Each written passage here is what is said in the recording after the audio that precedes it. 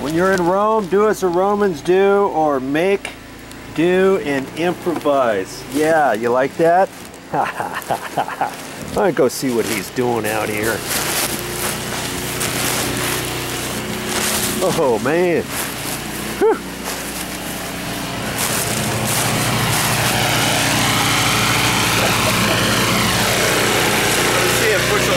Connie's out there shoveling. I'm going to see if Butch will let me use this and fire on the Oh, how nice. Yeah, good job. Look at this guy go. This is the snowblower.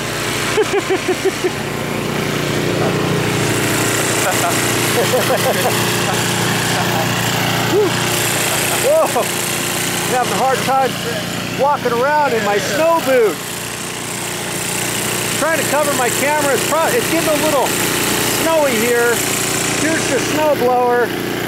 We're trying to get this car out because we want to get something to eat. My flight's been canceled now. I haven't told Brian just yet. Woo! Whoa! This is the guy who's letting us use his snowblower. Thank you very much for letting us use your snowblower. No big deal. You know, I got a video of you earlier as you were shoveling over there. You were doing pretty good there. I had to do that just to get out of there. I know. Man, you hit this at the perfect time. You couldn't have come at a better time. Yeah, this is so awesome. What is this, about 14, 16 inches on the ground at least so far? a foot, at least. Yeah, at least a foot, and that came overnight. And it's nice out here too. It's not hardly breezy at all. It's like 32 or 33. Uh-huh. And that's the problem. It's too warm. It's too warm? Yeah, there's too much moisture in the snow. Okay, so then what does that mean?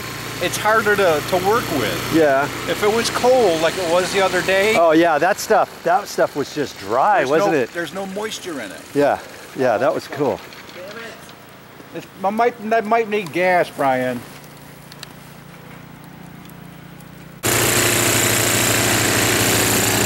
Look at that sucker go, chop it up. That's kind of cool how that thing works. You gotta get one of these if you live anywhere close to the snow.